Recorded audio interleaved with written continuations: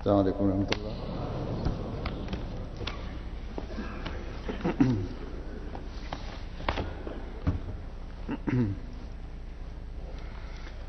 أشهد أن لا إله إلا الله وحده لا شريك له وأشهد أن محمدا عبده ورسوله أما بعد فأعوذ بالله من الشيطان الرجيم. بسم الله الرحمن الرحيم. الحمد لله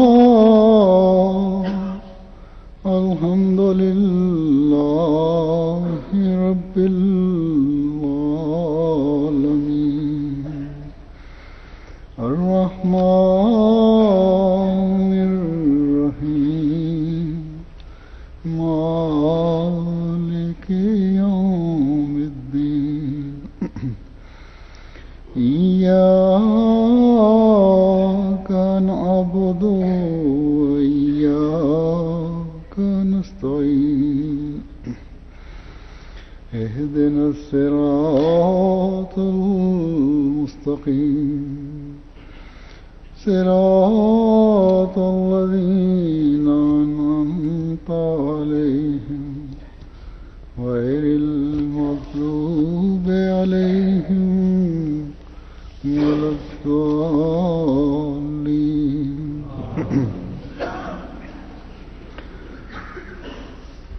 جیسا کہ ہم سب جانتے ہیں، آج سے 120 سال پہلے اس مہینے میں، مارچ کے مہینے میں 23 مارچ کو قرآن کریم کی وہ عظیم الشان پیش گوئی پوری ہوئی جس کی اطلاع اللہ تعالیٰ نے حضرت صلی اللہ علیہ وسلم کو بڑی خوشخبری کی صورت میں عطا فرمائی تھی. مسلم امہ کے 1000 سال کے مسلسل اندھیروں میں ڈوبتے چلے جانے اور دین اسلام کا اکثریت مسلمانوں میں فقط نام رہ جانے کے بعد اللہ تعالیٰ نے وہ چاند روشن کرنے کے بارے میں اطلاع دی تھی جس نے سراج منیر سے وہ روشنی پانی تھی جس کے بارے میں حضرت صلی اللہ علیہ وسلم نے فرمایا تھا کہ تا قیامت پھر وہ روشنی پھیلاتا چلا جائے گا اور اس کا سلسلہ بھی دائمی ہوگا. اور اپنے آقا و مطاع حضرت محمد مصطفیٰ صلی اللہ علیہ وسلم کی لائی ہوئی شریعت کے حسن اور ضیاء سے اس کی تربیت یافتہ بھی ہمیشہ دنیا کے دلوں کو خوبصورتی اور روشنی بخشتے رہیں گے. بس حضرت صلی اللہ علیہ وسلم کے اس عظیم فرزند کی قائم کردہ جماعت کا ایک دور 23 مارچ 1889 کو شروع ہوا جب اللہ تعالیٰ نے آپ کو الہاماً فرمایا کہ اذا عزمت فتوکل علی اللہ واصنع الفلک بأعیننا ووحینا الذین یبایعونک انما یبایعون اللہ ید اللہ فوق ایدیہم. آپ نے ازالہ ہام میں اس کا ترجمہ یوں فرمایا ہے کہ جب تو نے اس خدمت کے لیے قصد کر لیا تو خدا تعالیٰ پر بھروسہ کر اور یہ کشتی ہماری آنکھوں کے روبرو اور ہماری وحی سے بنا. جو لوگ تجھ سے بیعت کریں گے وہ تجھ سے نہیں بلکہ خدا سے بیعت کریں گے. خدا کا ہاتھ ہوگا جو ان کے ہاتھ پر ہوگا. پھر ایک جگہ فرماتے ہیں کہ اس نے اس سلسلے کے قائم کرنے کے وقت مجھے فرمایا کہ زمین میں طوفان ضلالت برپا ہے تو اس طوفان کے وقت میں کشتی تیار کر، جو شخص اس کشتی میں سوار ہوگا وہ غرق ہونے سے نجات پا جائے گا، اور جو انکار میں رہے گا اس کے لیے موت درپیش ہے۔ بہرحال آپ نے اللہ تعالیٰ کے حکم کے مطابق اس 23 مارچ 1889 کو بیعت لی، اور سینکڑوں خوش قسمت اس روز اس کشتی میں سوار ہوئے، اور یہ تعداد بڑھتے بڑھتے آپ کی زندگی میں ہی لاکھوں تک پہنچ گئی، اور ان بیعت کرنے والوں نے اپنی بیعت کے حق بھی ادا کیے، اور اللہ تعالیٰ نے بھی اپنا ہاتھ ان پر رکھا، اور وہ لوگ روحانی منازل طے کرتے چلے گئے۔ ان پر بھی مخالفت کی خوفناک اور اندھیری آندھیاں چلی، اپنوں غیروں کی دشمنی کا انہیں سامنا کرنا پڑا، یہاں تک کہ آپ کی بیعت کے میں آنے کے جرم میں بعض کو شہید بھی کیا گیا، جن میں سب سے بڑے شہید جن کو اذیت دے کے شہید کیا گیا حضرت صاحبزادہ سید عبداللطیف شہید ہیں، جنہیں مولویوں کے فتوے پر بادشاہ کے حکم سے ظالمانہ طور پر زمین میں پہلے گاڑا گیا اور پھر سنسار کر کے شہید کیا گیا۔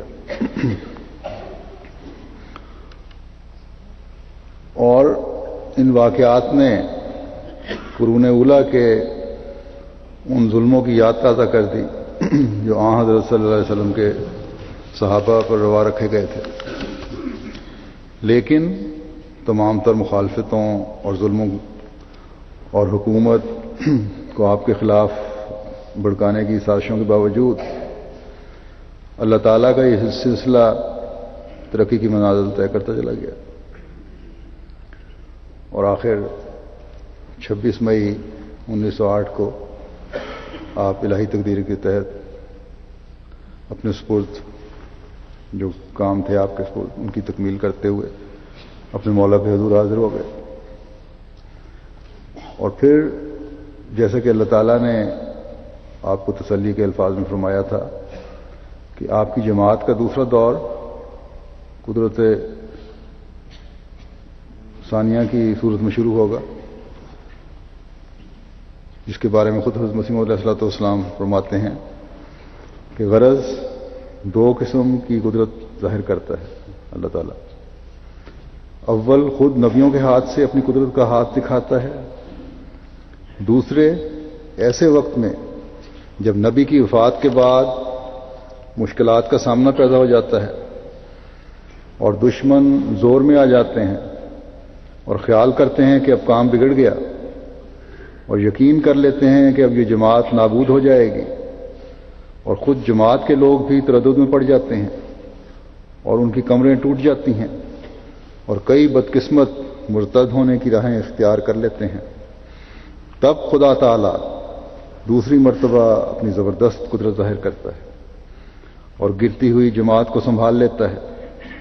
بس وہ جو اخیر تک صبر کرتا ہے خدا تعالیٰ کے اس معجزے کو دیکھتا ہے۔ بس جب یہ دوسرا دور شروع ہوا تو جیسا کہ آپ نے فرمایا تھا بعض بدقسمت شبہات میں بھی پڑ گئے اور اپنی اناؤں کے چکر میں بھی پڑ گئے، جنہیں حضرت خلیفۃ المسیح اول نے بڑے واضح الفاظ میں سمجھا کر اصلاح کی طرف مائل کرنے کی کوشش بھی کی، لیکن ان کی بدقسمتی کہ خلافت ثانیہ کے انتخاب خلافت کے موقع پر ان میں سے بعض مرتد بھی ہو گئے، اور اس بات کو سمجھنے کی کوشش نہ کی کہ گرتی ہوئی جماعت کو اللہ تعالیٰ ید اللہ فوق ایدیہم کا نظارہ دکھاتے ہوئے سنبھالتا ہے۔ انہوں نے باوجود عقلیں رکھنے کے، یہ نہ سوچا کہ کشتی میں سوار ہو کر غرق ہونے سے وہی نجات پائے گا جو دوسری قدرت کے ساتھ جڑا رہے گا، اور وہ دوسری قدرت کوئی انجمن نہیں بلکہ خلافت ہے۔ بس آج بھی ہم خوش قسمت ہیں جو خلافت کے ساتھ جڑے رہنے کی وجہ سے اس کشتی میں سوار ہیں جو حضرت مسیح موعود علیہ الصلوۃ والسلام نے بنائی، اور غرقابی سے بچ رہے ہیں۔ اللہ تعالیٰ کا ہاتھ ہمارے اوپر ہے۔ دنیا کار مذلت میں گرتی چلی جا رہی ہے، اور احمدی اپنے قادر و توانا خدا کے فضلوں کے نظارے دیکھ رہے ہیں۔ 1908 سے لے کر آج تک نئے سے نئے حربوں کے ساتھ دشمن جماعت کو ختم کرنے کی کوشش میں لگا ہوا ہے، لیکن اللہ تعالی ہمیشہ ہر بڑے ابتلا کے بد نتائج اور دشمن کی مذموم کوششوں سے جماعت کو محفوظ رکھتا چلا جا رہا ہے، اور جوں جوں جماعت اللہ تعالیٰ کے وعدوں کے مطابق دنیا میں پھیل رہی ہے، حسد اور مخالفت کی آگ بھی اس تیزی سے پھیل رہی ہے، مخالفتیں بڑھ رہی ہیں، اور جہاں جہاں نام نہاد خود غرض علماء کہلانے والوں کا بس چلتا ہے، وہ خدا کے نام پر ان ظلموں کرنے سے نہیں چوکتے جو احمدیوں پر کیے جاتے ہیں، لیکن ہر مخالفت اللہ تعالیٰ کے فضل سے ہر احمدی کے ایمان میں اضافے کا باعث بنتی ہے، کیونکہ اللہ تعالیٰ نے پہلے ہی سے بتایا ہوا ہے کہ مومنوں کو خدا تعالیٰ کی راہ میں تکلیفیں اٹھانی پڑیں گی۔ حضرت مسیح موعود علیہ الصلوۃ والسلام فرماتے ہیں، قرآن شریف سے صاف پایا جاتا ہے کہ ایمان کی تکمیل کے لیے ضروری ہے کہ ابتلا آویں، جیسے فرمایا احسب الناس ان یترکوا ان یقولوا آمنا وہم لا یفتنون، یعنی کیا یہ لوگ خیال کرتے ہیں کہ صرف آمنا کہنے سے چھوڑ دیے جائیں گے اور وہ فتنوں میں نہ پڑیں گے؟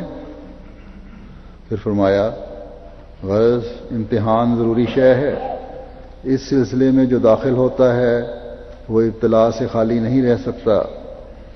ہمارے بہت سے دوست ایسے ہیں کہ وہ ایک طرف ہیں اور باپ الگ، یعنی ماں باپ سے بھی علیحدہ ہیں احمدیت کی قبول کرنے کی وجہ سے، اور پھر ایک جگہ فرماتے ہیں کہ جب سخت ابتلا آئیں اور انسان خدا کے لیے صبر کرے تو پھر وہ ابتلا فرشتوں سے جا ملاتے ہیں، اور فرمایا کہ نبیوں پہ جو ابتلا آتے ہیں اسی کی وجہ سے وہ اللہ تعالیٰ سے ملائے جاتے ہیں۔ فرمایا کہ بغیر امتحان ترقی محال ہے۔ بس یہ وہ ایمان میں پختگی کے لیے نسائے ہیں جن کو اللہ تعالیٰ کے فضل سے احمدیوں نے پکڑا ہوا ہے آج بھی، اور ہر احمدی اس بات کو اچھی طرح سمجھتا ہے کہ ہماری مخالفتیں ہماری ترقی کے لیے کھاد کا کام دیتی ہیں۔ گزشتہ خطبے میں نے بلغاریہ کے نوآبائین کا ذکر کیا تھا، یعنی کچھ تو ان میں نئے احمدی ہیں، کچھ چند سال پہلے سے احمدی ہوئے ہیں۔ انہیں وہاں کے مسلمان مفتی کہنے پر، جس کا حکومت میں بڑا عمل دخل ہے، پولیس نے ہراساں کیا احمدیوں کو اور پکڑ کر پولیس اسٹیشن بھی لے گئی تھی۔ ان لوگوں کو جب میں نے سلام بھجوایا اور حال وغیرہ پوچھا تو مربی صاحب کہتے ہیں کہ میں نے ہر ایک سے انفرادی رابطہ کیا، اور جب پیغام دیا تو ہر ایک کا یہ جواب تھا کہ اللہ تعالیٰ کے فضل سے ہم ایمان میں مضبوط ہیں، یہ تکالیف تو کوئی چیز نہیں ہے. اور بعض تو جذباتی ہو کر رونے لگے اور میرے لیے پیغام بھجوایا کہ آپ فکر نہ کریں، ہم ان شاء اللہ تعالیٰ ہر تکلیف برداشت کریں گے جماعت کی خاطر، ہمارے لیے صرف دعائیں کرتے رہیں. لوگ کہتے ہیں کہ حضرت مسیح موعود علیہ الصلوۃ والسلام نے کیا انقلاب برپا کیا؟ یہ انقلاب نہیں تو اور کیا ہے کہ قربانی کی روح کو، قرآن کریم کی تعلیم کو احمدیت قبول کرنے کے بعد حقیقی رنگ میں سمجھنے لگ گئے ہیں. وہ فہم و ادراک پیدا کر دیا ہے جس نے انہیں اس حقیقت سے آشکار کر دیا ہے کہ جب اللہ تعالیٰ کا قرب پانا ہے تو امتحانوں میں سے بھی گزرنا پڑتا ہے. یہ یورپ میں رہنے والے کبھی یہ سوچ بھی نہیں سکتے تھے، اور وہ لوگ جو بڑا عرصہ کمیونزم کے زیر اثر رہے ہوں. حضرت مسیح موعود علیہ الصلوۃ والسلام اور خلافت سے ان کا ایک خاص تعلق پیدا ہو گیا جو صرف اور صرف اللہ تعالیٰ کی ان کے خاص فضل سے ہوتا ہے. اور یہ فضل حضرت صلی اللہ علیہ وسلم کے عاشق صادق کی جماعت میں شامل ہونے کی وجہ سے اللہ تعالیٰ احمدیوں پر فرما رہا ہے. اسی طرح آج کل ہندوستان کی نوبائی جماعتوں پر بھی بہت زیادہ ظلم ہو رہا ہے، اور یہ ظلم بھی وہاں حسب روایت نام نہاد ملا کر رہے ہیں، اور ملا کے کہنے اور اکسانے پر وہاں کے مسلمان کر رہے ہیں. اور حکومت اس لیے کوئی ٹھوس قدم اٹھانے کے لیے تیار نہیں ہے کہ عنقریب، کیونکہ وہاں انتخابات ہونے والے ہیں اور مسلمانوں کے ووٹ ہونے چاہیے، جبکہ احمدیوں کی کوئی ایسی طاقت نہیں ہے. لیکن ان ظلم کرنے والوں کو بھی اور اس ظلم ہونے پر آنکھیں بند کرنے والوں کو بھی یہ یاد رکھنا چاہیے کہ دنیاوی طاقت تو بے شک نہیں ہے جماعت احمدیہ کے ساتھ، لیکن خدا تعالی جماعت احمدیہ کے ساتھ ہے. وہ ہمارا مولا ہے، اور جب وہ مدد کو آتا ہے تو ہر چیز کو خسرا کی طرح اڑا کے رکھ دیتا ہے. جب اس کی تقدیر چلتی ہے تو پھر کوئی چیز اس کے سامنے ٹھہر نہیں سکتی. بس ہندوستان کے احمدی بھی صبر اور حوصلے سے کام لیں،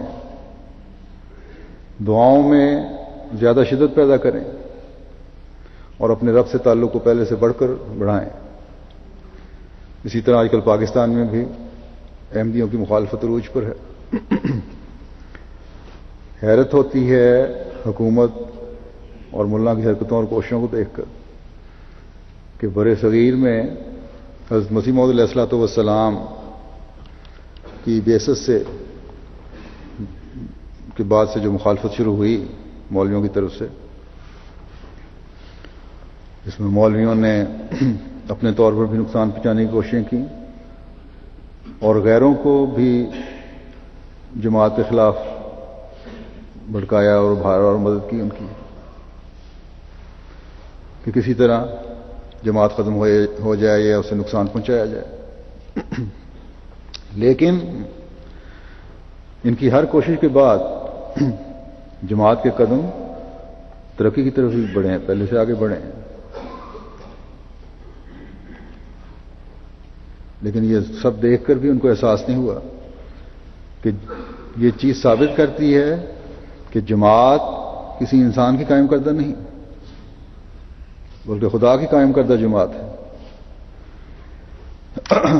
بلکہ خدا تعالیٰ کے نشانوں میں سے ایک نشان ہے، جیسا کہ میں نے شروع میں بتایا تھا. ایک پیش گوئی پوری ہوئی ہے. اللہ تعالیٰ کی ایک عظیم الشان خوشخبری کے پورا ہونے کا کھلا کھلا نشان ہے. اس لیے ان کو میں کہتا ہوں کہ عقل سے کام لیں اور خدا تعالیٰ سے مقابلے سے باز رہیں. اور اللہ تعالیٰ کے آگے جھکتے ہوئے تو اور استغفار کریں اور اللہ تعالیٰ کے بھیجے ہوئے کے مددگار بن جائیں.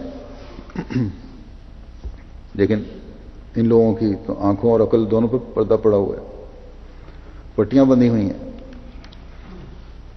جو ان سے خدا کے نام پر, اسلام کے نام پر خدا کے بندوں پر ظلم کروا رہی ہیں. لیکن بھول جاتے ہیں کہ جب اللہ تعالیٰ کے بندے ظلم و زیادتی کی انتہا پر پہنچتے ہیں تو متاع نصر اللہ کی صدا بلند کرتے ہیں کہ اللہ تعالیٰ کی مدد کب آئے گی. تو اللہ تعالیٰ اِنَّ نصر اللہ قریب میں جواب دیتا ہے پھر کہ یقیناً اللہ تعالیٰ کی مدد قریب ہے. بس یہ ظلم جو احمدیوں پر روا رکھے جا رہے ہیں, احمدیوں کو ہر جگہ خدا تعالیٰ کا قرب دلا رہے ہیں. بر صغیر کی تقسیم کے بعد اکثریت ان شرپسند نام نہاد علماء کی پاکستان میں آ گئی تھی, اور یہاں جیسا کہ ہم ہر روز کوئی نہ کوئی واقعہ سنتے ہیں جماعت احمدیہ کے خلاف بھی اور عموماً طور پر بھی, انہوں نے ملک میں ایک طوفان بدتمیزی برپا کیا ہوا ہے. احمدیوں کے خلاف جو سلوک کر رہے ہیں وہ تو ہے ہی, ملک کی بدنامی کا بھی باعث بنتے چلے جا رہے ہیں. یہ لوگ جو آج ملک کے ہمدرد بنے ہوئے ہیں اور احمدیوں کو یہ کہتے ہیں کہ تمہارے پاس اب صرف یہ آپشنز ہیں, یہ راستے ہیں کہ یا تو احمدیت چھوڑ دو, یا ملک چھوڑ دو, یا پھر اپنی زندگی سے ہاتھ دھونے کے لیے تیار ہو جاؤ. اور ظلم کی انتہا یہ ہے کہ یہ سب کچھ اسلام کے نام پر اور رحمت للعالمین کے نام پر کیا جا رہا ہے. اور کہا یہ جاتا ہے کہ حضرت صلی اللہ علیہ وسلم کے افضل الرسل اور خاتم الانبیاء ہونے کے مقام کو قائم رکھنے کے لیے ہم سب کچھ کر رہے ہیں. دینی غیرت سے ہم یہ سب کچھ کر رہے ہیں. اور جو ملک بقول ان کے اسلام کے نام پر حاصل کیا گیا ہو, وہاں سب سے زیادہ یہ دینی غیرت دکھانے کی ضرورت ہے ان کے نزدیک. اور دینی غیرت یہی ہے کہ خدا کے نام پر خدا کے بندوں کو قتل کرو. پہلی بات تو یہ کہ حضرت صلی اللہ علیہ وسلم کے لیے دینی غیرت جو تمام دنیا میں احمدی دکھا رہے ہیں, یہ لوگ تو ان کے قریب بھی نہیں پہنچ سکتے. اسلام کا پیغام دنیا کے کونے کونے میں پہنچانے کے لیے جو قربانیاں احمدی کر رہے ہیں, اس کا لاکھواں بلکہ کروڑواں حصہ بھی یہ لوگ نہیں کر رہے.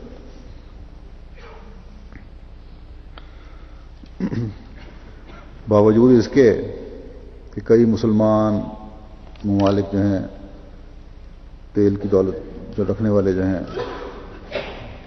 وہ ان ملاؤں کی مدد کر رہے ہیں, لیکن یہ ان کو اس مدد کو اپنے ذاتی مفاد کے لیے تو استعمال کر رہے ہیں, اپنے خزانے تو اسے بھر رہے ہیں, یا دہشت گردی اور ظلم و بربریت کے لیے تو استعمال کر رہے ہیں وہ دولت. لیکن اسلام کی تبلیغ کے لیے ان کی کوشش کچھ بھی نہیں ہے. یہ مولوی جو آج پاکستان پر بھی سب سے زیادہ حق جتانے والے ہیں بنے ہوئے ہیں اور کہتے ہیں کہ اسلام کے اس قلعے میں ہم برداشت نہیں کر سکتے کہ قادیانی اپنے عقیدے کے ساتھ رہ سکیں.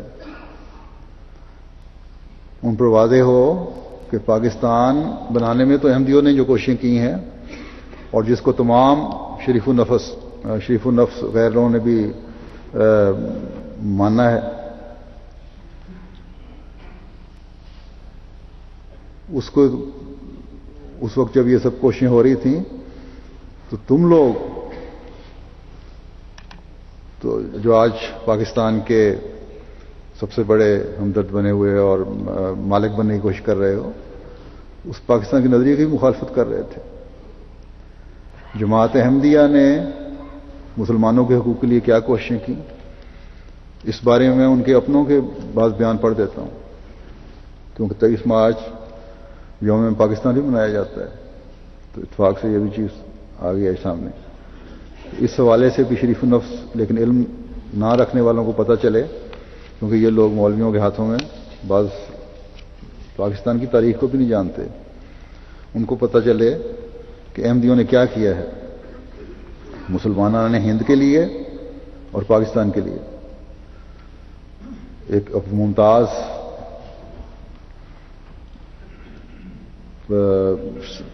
ادبی اور صحافی شخصیت ہیں مولانا محمد علی جوہر صاحب تھے،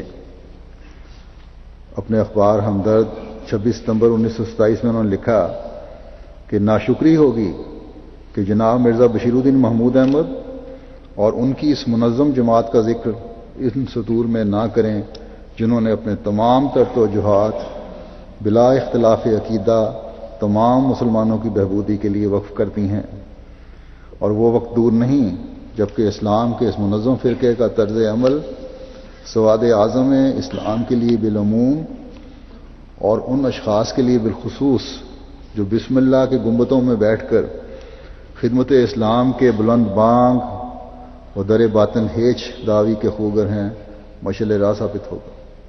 ظاہر میں تو بڑے بلند بانگ دعوے ہیں، لیکن اصل میں بالکل معمولی ہیچ چیزیں ہیں جو اعلان وہ کرتے پھرتے ہیں۔ ان لوگوں کے لیے مرزا بشیر الدین محمود احمد اور ان کی جماعت ایک مشعل راہ ثابت ہوگی۔ پھر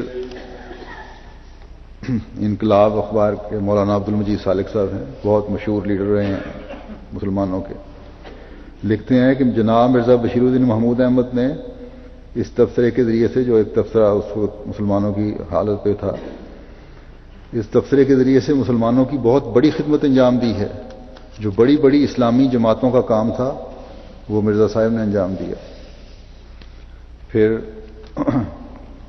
پاکستان بنانے کے لیے ہر ایک جانتا ہے قائد اعظم کا ہی اصل میں ہاتھ ہے۔ ان کا ایک وقت ایسا آیا کہ وہ مایوس ہو کر ہندوستان چھوڑ کر یہاں انگلستان میں آ گئے تھے۔ انہوں نے خود لکھا ہے کہ مجھے اب ایسا محسوس ہونے لگا کہ میں ہندوستان کی کوئی مدد نہیں کر سکتا، نہ ہندو ذہنیت میں کوئی خوشگوار تبدیلی کر سکتا ہوں، نہ مسلمانوں کی آنکھیں کھول سکتا ہوں۔ آخر میں نے لندن ہی میں بود و باش کا فیصلہ کر لیا۔ یہ جو صورتحال تھی اس سے مسلمان جو ہند کے تھے ان کو بڑا سخت دھچکا لگا، اور سب سے زیادہ ہمدردی تو جماعت احمدیہ کو تھی اور خلیفۃ المسیح ثانی کو تھی۔ تو آپ نے اس کے لیے بڑی کوشش کی، اور یہاں لندن میں اس وقت امام تھے مولانا عبدالرحیم درد صاحب، ان کے ذریعے سے قائد اعظم پر زور ڈالا کہ وہ دوبارہ ہندوستانی سیاست میں آئیں، اور بڑی کوششوں سے درد صاحب نے انہیں قائل کیا۔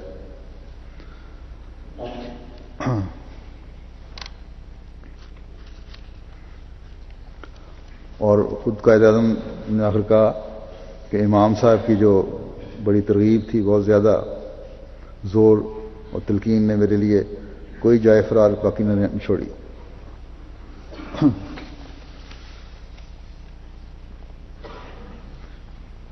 بلکہ ایک مورخ صحافی ہیں میم شین صاحب غیر الجماعت، انہوں نے بھی لکھا ہے کہ مسٹر لیاقت علی خان اور مولانا عبدالرحیم درد امام لنڈن ہی تھے جنہوں نے مسٹر محمد علی جناح کو اس بات پر آمادہ کیا کہ وہ اپنا ارادہ بدلیں اور وطن واپس آ کر قومی سیاست میں اپنا کردار ادا کریں۔ اس کے نتیجے میں مسٹر جناح 1934 میں ہندوستان واپس آ گئے اور مرکزی اسمبلی کے انتخاب میں بلا مقابلہ منتخب ہوئے۔ جسٹس منیر جو 53 کی عدالتی کمیشن تھا اس کے صدر تھے،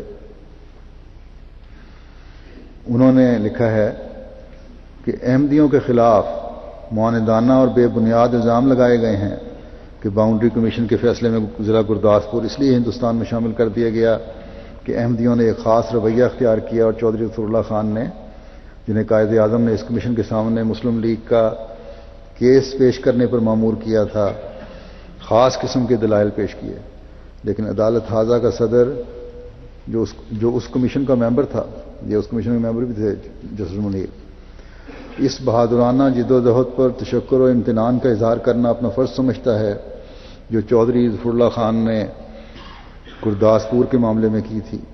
یہ حقیقت باؤنڈری کمیشن کے حکام کے کاغذات میں ظاہر و باہر ہے، اور جس شخص کو اس مسئلے سے دلچسپی ہو وہ شوق سے اس ریکارڈ کا معائنہ کر سکتا ہے۔ چودھری ظفر اللہ خان نے مسلمانوں کے لیے نہایت بے غرضانہ خدمات سر انجام دیں، ان کے باوجود بعض جماعتوں نے عدالتی تحقیقات میں ان کا ذکر جس انداز میں کیا ہے وہ شرمناک ناشکرے پن کا ثبوت ہے۔ ظفر اللہ خان نے تو جو خدمات کی ہیں اور اس کے مقابلے میں اس عدالت کے سامنے جس طرح بیان دیا غیر احمدیوں نے، وہ انتہائی شرمناک ہے۔ یہ الگ مملکت بنی جو جس کا نام پاکستان رکھا گیا، اس کے لیے خلیفۃ المسیح ثانی اور آپ کی ہدایت پر جماعت کے افراد نے جو کوششیں کیں، ان کی ایک دو مثالیں میں نے یہ پیش کی ہیں، آپ کے سامنے رکھی ہیں۔ تاریخ ہمیشہ اس بات پر گواہی دے گی کہ خلافت احمدیہ ہی ہے جو جماعت کے افراد کی روحانی، مادی اور اخلاقی ترقی کے ساتھ ساتھ مسلم امہ کے لیے بھی بوقت ضرورت اپنا کردار ادا کر رہی ہے، چاہے وہ کشمیریوں کی آزادی کا معاملہ ہو، یا فلسطین کی آزادی کا معاملہ ہے، یا برصغیر پاک و ہند میں مسلمانوں کے حقوق کا معاملہ ہے۔ یہ تاریخ جو جماعت احمدیہ کی تاریخ ہے اس بات پر گواہ ہے کہ ہمیشہ جماعت احمدیہ صف اول میں رہی ہے مسلمانوں کے حقوق کے لیے۔ اس کے مقابلے پر مولویوں نے کیا کردار ادا کیا ہے؟ پاکستان کہتے ہیں ہماری وجہ سے مرد وجود میں آیا، ان کے ذرا بیان پڑھ لیں۔ یہ بھی تحقیقاتی عدالت کی رپورٹ ہے، اس میں لکھا ہے عطا اللہ شاہ بخاری صاحب کے حوالے سے جو احراری لیڈر تھے کہ اب تک کسی ماں نے ایسا بچہ نہیں جنا جو پاکستان کی پے بھی بنا سکے۔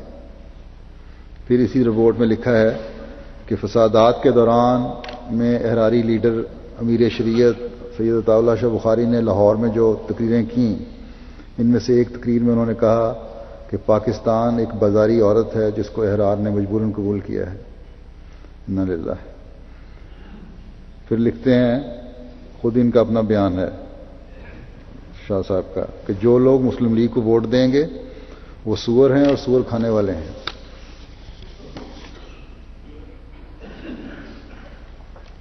پھر تحقیقاتی عدالت کی رپورٹ میں لکھا ہے کہ مجلس احرار کی مجلس عاملہ کا ایک اجلاس 3 مارچ 1940 کو دہلی میں منعقد ہوا۔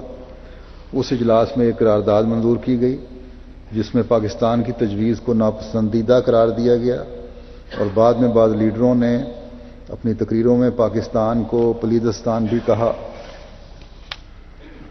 پھر اسی تحقیقاتی عدالت کی رپورٹ جو ہے اس میں لکھا ہے کہ جماعت اسلامی مسلم لیگ کے تصور پاکستان کی علی الاعلان مخالف تھی، اور جب سے پاکستان قائم ہوا ہے جس کو نا پاکستان کہہ کر یاد کیا جاتا ہے، یہ جماعت موجودہ نظام حکومت اور اس کے چلانے والوں کی مخالفت کر رہی ہے۔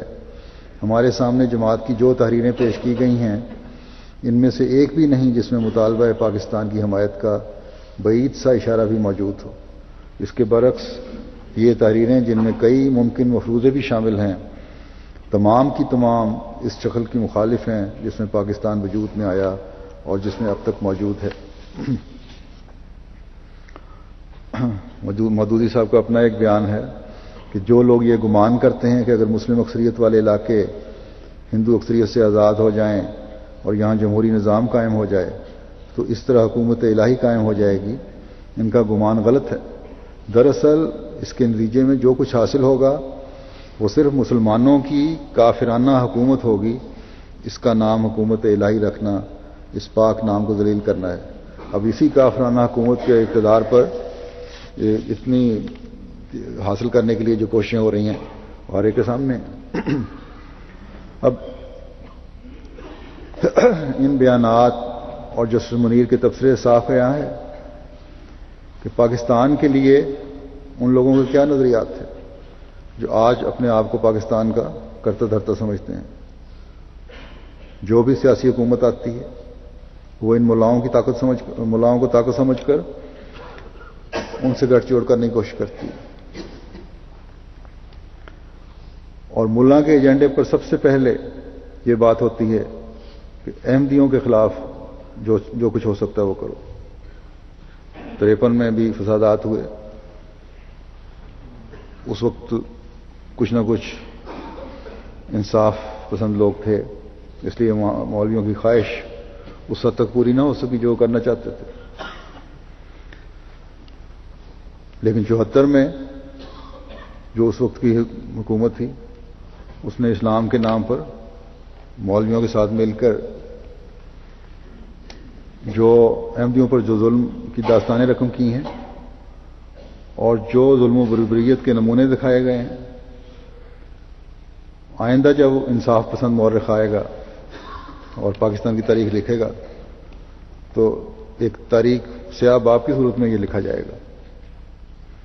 اور پھر 1984 میں ایک عامر نے اس قانون میں جو 74 میں بنایا گیا تھا، اسمبلی نے پاس کیا تھا، مزید ترامیم کر کے سختی پیدا کی تاکہ احمدیت ختم کر دے، اور بڑے تمطراق سے یہ دعویٰ کیا کہ میں احمدیت کے اس کینسر کو ختم کر دوں گا۔ نتیجہ کیا نکلا کہ احمدیت تو ترقی پر ترقی کرتی چلی جا رہی ہے، اور ان لوگوں کے یا تو پتہ نہیں کہاں گئے یا پھر خود اللہ تعالیٰ کی تقدیر کی چکی میں آج تک پس رہے ہیں۔ ان تمام ظلموں کے باوجود جو جماعت احمدیہ پر روا رکھے گئے، خلافت احمدیت کی برکت سے، ایک ہاتھ پر جمع ہونے کی وجہ سے، اللہ تعالیٰ نے مدد فرماتے ہوئے جماعت کو ان ابتلاؤں سے نکالا۔ جماعت نے جو صبر کے نمونے ان حالات میں دکھائے اور آج تک دکھا رہی ہے، یہ خلافت سے وابستگی کی وجہ ہے، اور اس بات کی دلیل ہے کہ حضرت مسیح موعود علیہ الصلوۃ والسلام سے عہد بیعت باندھنے والوں نے اپنے عہد بیعت کو پورا کرنے کی کوشش کی ہے اور کر رہے ہیں۔ آج کل کی حکومتیں جو پاکستان میں مرکزی اور صوبائی سطح پر قائم ہیں، ان کو ہمیشہ یہ یاد رکھنا چاہیے کہ اگر ان لوگوں کو پاکستان کی بقا عزیز ہے، جس کے لیے ہر احمدی اور ہر شریف نفس شہری ہمیشہ کوشش بھی کرتا ہے اور دعا بھی کرتا ہے، تو اس پاکستان کو قائم کریں جو حضرت قائد اعظم قائم کرنا چاہتے تھے، نہ کہ یہ کہ مذہبی بنیادوں پر نفرتوں کی دیواریں کھڑی کی جائیں، مذہب کی بنیاد پر دوسروں کے خون سے ہولی کھیلی جائے۔ قائد اعظم کیا فرماتے ہیں؟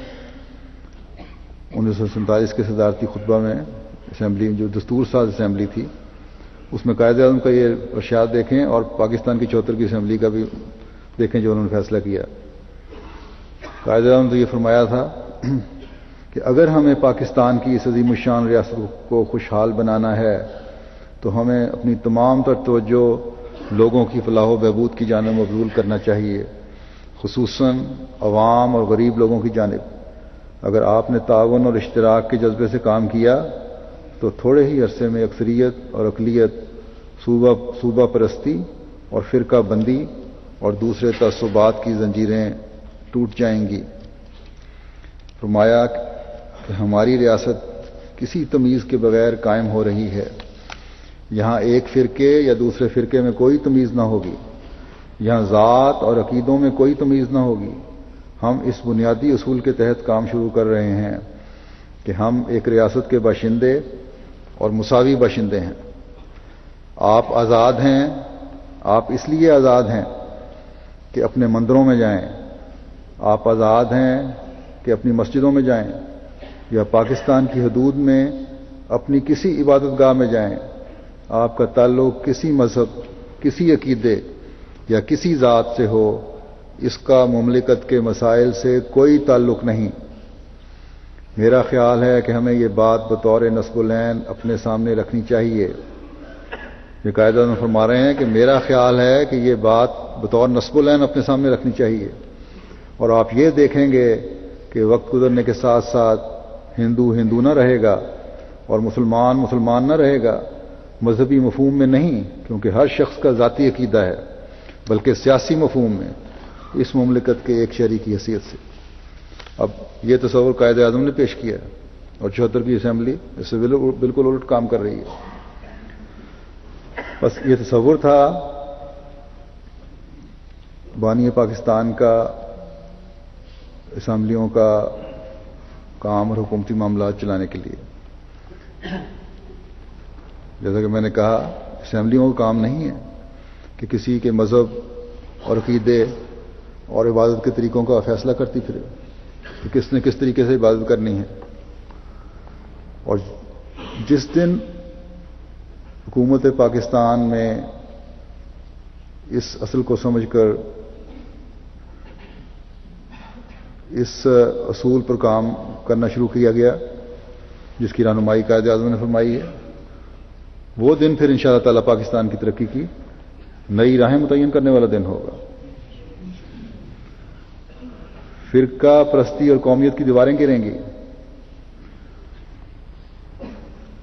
تو تبھی قائد اعظم کے خوشحال پاکستان کو پاکستانی دیکھ سکیں گے۔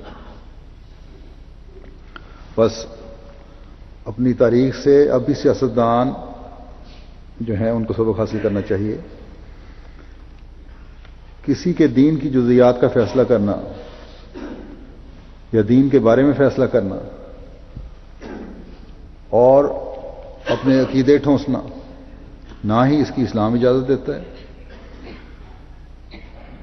اور نہ ہی اس عظیم شخصیت نے جس نے مسلمانوں کو ایک علیحدہ مملکت بنا کر دی ہے اس بارے میں اجازت دی تھی۔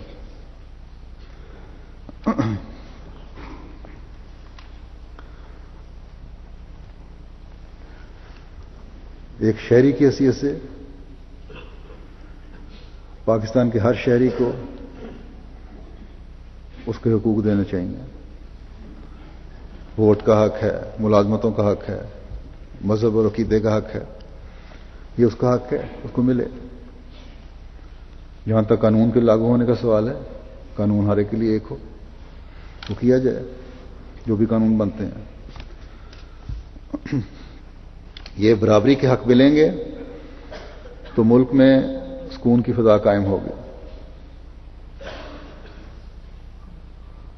ان حکومتوں کو چاہیے کہ اس بات سے سبق سیکھیں کہ 74 کے جو فیصلے ہوئے اور جو 84 میں پھر اس پہ مزید ترمیم کر کے کارروائیاں کی گئیں احمدیوں کے خلاف اور جو پابندیاں لگائی گئیں، اس کے بعد سے ملک جو ہے وہ تنزل کی طرف جا رہا ہے، کوئی ترقی نظر نہیں آتی۔ ایک قدم آگے بڑھتا ہے، 3 قدم پیچھے چلا جاتا ہے۔ احمدیوں نے تو تمام تر ظلموں کے باوجود ملک کی بہتری کے لیے کوشش بھی کرنی ہے اور دعا بھی کرنی ہے اور وہ کریں گے، لیکن احمدیوں کو نقصان پہنچانے والے یاد رکھیں کہ خدا تعالی کی تقدیر تم سے ایک دن ضرور بدلہ لے گی۔ آئے دن قانون اور اسلام کی آڑ میں احمدیوں کو جو شہید کیا جاتا ہے، یہ خون کبھی رائے گاہ نہیں جائے گا۔ اللہ تعالیٰ کا یہ فرمان ہمیشہ یاد رکھو، یہ فرمایا کہ وَمَن يَقْتُلْ مُؤْمِنًا مُتَعَمِّدًا فَجَزَاؤُهُ جَهَنَّمُ خَالِدًا فِيهَا وَغَضِبَ اللَّهُ عَلَيْهِ وَلَعَنَهُ وَأَعَدَّ لَهُ عَذَابًا عَظِيمًا۔ اور جو جان بوجھ کر کسی مومن کو قتل کرے تو اس کی سزا جہنم ہے، اور وہ اس میں بہت لمبا عرصہ رہنے والا ہے، اور اللہ اس پر غضبناک ہوا اور اس پر لعنت کی، اور اس نے اس کے لیے بہت بڑا عذاب تیار کر رکھا ہے۔ بس اللہ کے عذاب سے ڈرو۔ اور ایمان کے بارے میں تو حدیث میں آتا ہے کہ کہنے یہ مومن نہیں ہے، احمدی اگر مومن نہیں ہے تو کہ سب سے افضل ایمان کا حصہ لا الہ الا اللہ کہنا ہے، پورا کلمہ بھی نہیں۔ آپ صلی اللہ علیہ وسلم نے فرمایا کہ سب سے افضل حصہ صرف لا الہ الا اللہ کہہ دینا ہے۔ اور پھر وہ واقعہ جب ایک صحابی نے جنگ کی حالت میں دشمن کو زیر کر لیا اور اس نے کلمہ پڑھ لیا، اور پھر بھی انہوں نے اس کو قتل کر دیا، اور آن حضرت صلی اللہ علیہ وسلم تک جب یہ بات پہنچی تو آپ نے اس شدت سے اس سے کہا کہ کیا تم نے اس کا دل چیر کر دیکھا تھا کہ اس نے ڈر کے مارے کلمہ پڑھا ہے یا اس نے دل سے کلمہ پڑھا ہے؟ وہ صحابی کہتے ہیں کہ میں اس وقت یہ چاہتا تھا کاش میں آج سے پہلے مسلمان نہ ہوا ہوتا، جو غصے کا اظہار آن حضرت صلی اللہ علیہ وسلم نے فرمایا۔ اس کے باوجود یہ اپنی تعریفیں کر کے کلمہ ہوں کو قتل کرتے چلے جا رہے ہیں، شہید کرتے چلے جا رہے ہیں۔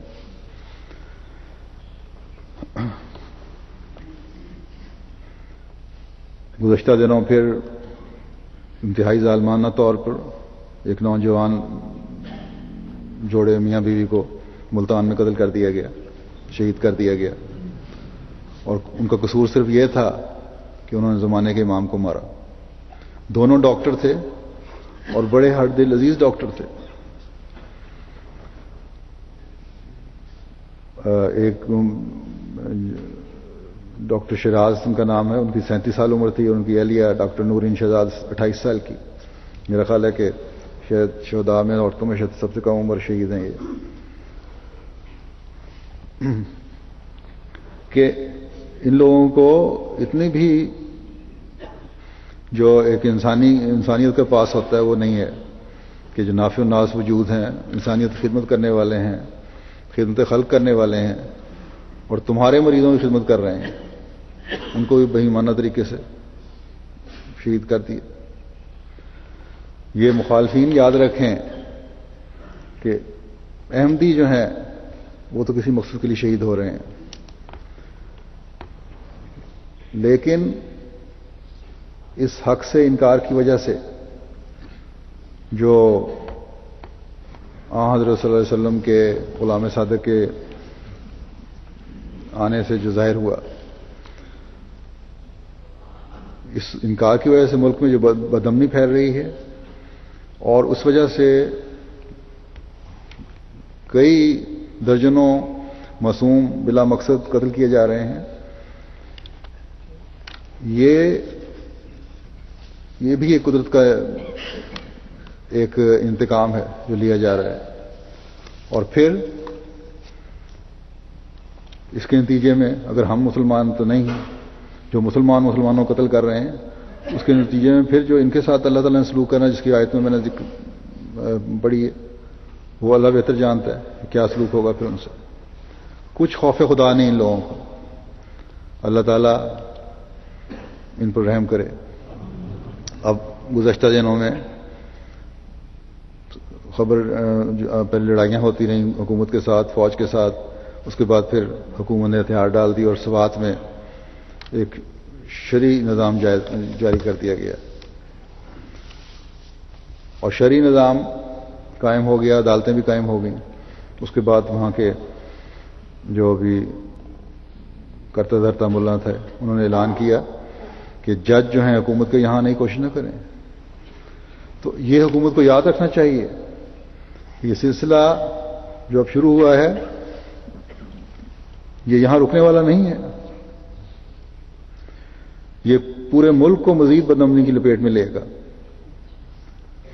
دنیا کی جو صورتحال ہے، دنیا میں پاکستان کی جو صورتحال ہے، اب پورے ملک کو دہشت گردی کا نام دیا جا رہا ہے۔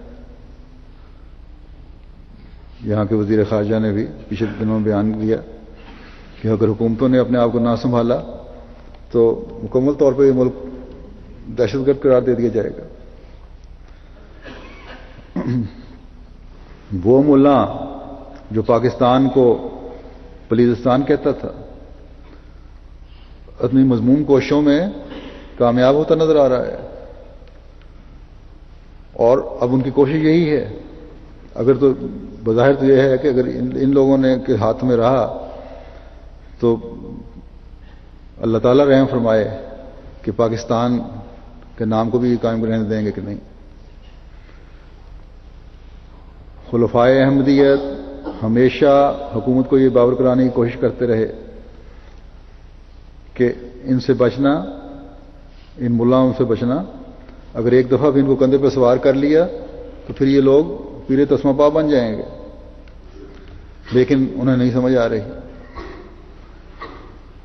ایک طرف یہ لوگ جو سیاستدان ہیں اپنے آپ کو ملک کا ہمدرد اور بڑا منجا ہوا سیاستدان سمجھتے ہیں اور اس کے دعوے کر رہے ہیں، اور دوسری طرف اس خوفناک حقیقت کو نہیں سمجھ رہے کہ ملا پاکستان کو تباہی کی طرف لے جا رہا ہے. اس لیے ان سے کسی بھی قسم کا اشتراک جو ہے وہ نقصان پہنچائے گا، حکومتوں کو بھی اور ملک کو بھی. ہم تو دعا کر سکتے ہیں کہ اللہ تعالیٰ اس ملک کو بچائے. جہاں تک ملا کی کوشش یا ارادے کا تعلق ہے کہ ان شہادتوں سے وہ احمدیت کی ترقی کو روک سکتے ہیں تو یہ ان کا خام خیال ہے. جیسا کہ میں نے بتایا، احمدیت تو ہر قدم پر ہر دشمنی کے بعد ترقی کرتی چلی گئی ہے. جو کشتی خدا تعالیٰ نے خود بنوائی ہے اس کی حفاظت بھی وہ خود کرے گا اور اس کا سفر انشاءاللہ تعالیٰ جاری رہے گا. ہاں، جہاں تک اکا دکا شہادتوں کا یا نقصان کا سوال ہے وہ تو اطلاع آتے رہتے ہیں جیسا کہ میں نے بتایا. اور جو شہادت پانے والے ہیں وہ تو اپنی دائمی زندگیاں پا رہے ہیں اللہ تعالیٰ کے وعدے کے مطابق. اللہ تعالیٰ کا پیار حاصل کرنے والے بن رہے ہیں. بہرحال احمدی بھی دعاؤں پر بہت زور دیں، پاکستانی احمدی خاص طور پر، کیونکہ یہ ملک اب جس آگ کے کنارے پر کھڑا ہے وہاں سے احمدیوں کی دعائیں ہی ہیں جو اللہ تعالیٰ کے فضل کو جذب کرتے ہوئے اس کو اس میں گرنے سے بچا سکتی ہیں. اس ملک کی تعمیر میں بھی جماعت احمدیہ نے بہت کردار ادا کیا ہے اور اس کے بچانے میں بھی انشاءاللہ تعالی جماعت کی دعائیں کام آئیں گی. اللہ تعالیٰ اس کی توفیق عطا فرمائے. اب جن شہید ڈاکٹر کا میں نے ذکر کیا تھا جو کچھ قواعد بھی بتا دوں.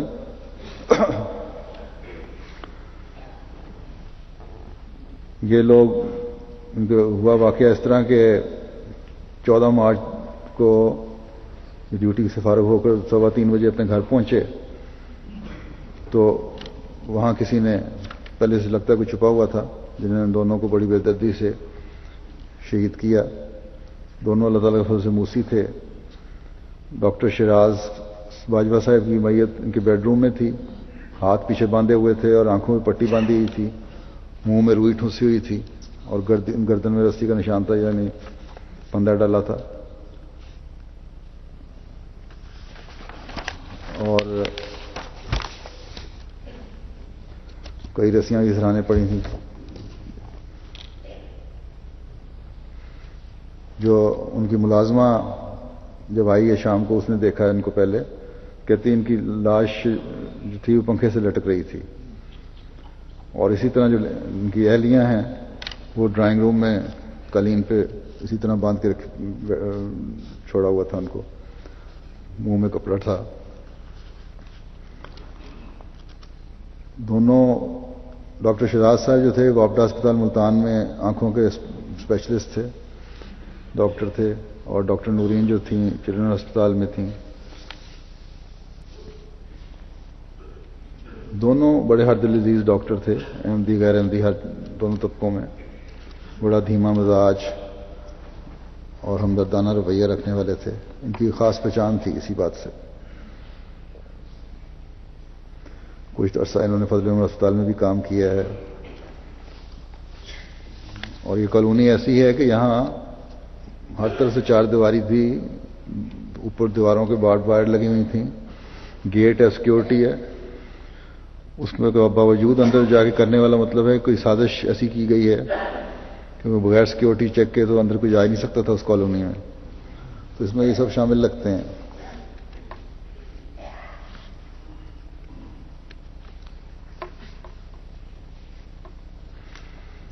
اچھے قابل لائق تھے. 1998 میں انہوں نے ان کو ایک بڑا وہاں اعزاز بھی ملا تھا, مقابلہ ہوا تھا کوئی مضمون نویسی کا. بچے نہیں تھے ان کے, کوئی بالکل نوجوان تھے, جیسے بتایا 37 سال اور 28 سال عمر تھی. کچھ عرصہ وہ شادی ہوئی تھی. تو ابھی میں انشاءاللہ تعالیٰ نماز کے بعد ان کا جنازہ غائب بھی پڑھوں گا, اور ان جنازہ غائب کے ساتھ کچھ اور جنازے بھی ہیں. ایک ڈاکٹر اسلم جہانگیری صاحب ہیں جو ہمارے امیر ضلع ہری پور ہزارہ تھے. یہ بھی 15 مارچ کو وفات ہوئی ہے ان کی. انہوں نے بھی کچھ عرصہ نصرت جہاں کے تحت سیرا لیون میں خدمات انجام دی ہیں. پھر یہ امیر رہے بڑا لمبا عرصہ, اور ان پہ بھی چند مہینے پہلے قاتلانہ حملہ ہوا تھا اور چاقوؤں سے حملہ کیا, اور یہی کہتا تم قادیانی تمہیں مارنے آیا ہوں میں. خیر وہ بچ گئے کیونکہ لوگ اکٹھے ہو گئے اور زخمی حالت میں گئے. لیکن بہرحال 74 سال ان کی عمر تھی. بظاہر یہ لگتا ہے کہ ان زخموں کی وجہ سے بھی ان میں کمزوری بڑھتی چلی گئی, اور پھر بیمار بھی تھے, دل کا حملہ ہوا اور وفات ہوئی ان کی. تو موسی تھے, بشتی مکرمہ میں تدفین ہوئی ہے ان کی. اسی طرح ایک جنازہ ناصرہ سیدہ ناصرہ بیگم صاحبہ اہلیہ میاں شریف احمد صاحب ہے. یہ سید عزیز اللہ شاہ صاحب کی بیٹی تھیں اور سیدہ میرا صاحب کی بہن تھیں. رسول حضور مسیح رابع کی ماموزاد بہن اور مخلص خاتون تھیں. ابھی ان کا بھی جنازہ غائب میں ان کا بھی شامل ہوگا جنازہ. اللہ تعالیٰ تمام کو مرحومین کے درجات بلند فرمائے اور ان کو اپنے قرب سے نوازے, اور ان کی نیکیاں ان کے پیچھے جو ورثہ ہیں ان کو جاری رکھنے کی توفیق عطا فرمائے.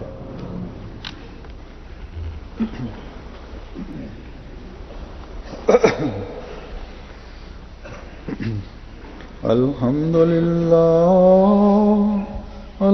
للہ نحمده ونستعینه ونستغفره ونؤمن به ونتوکل علیه ونعوذ باللہ من شرور انفسنا ومن سیئات اعمالنا. من يهده الله فلا مضل له ومن يضلله فلا هادي له.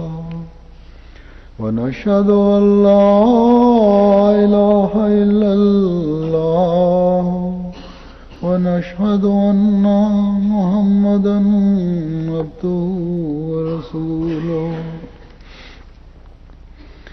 عباد الله رحمكم الله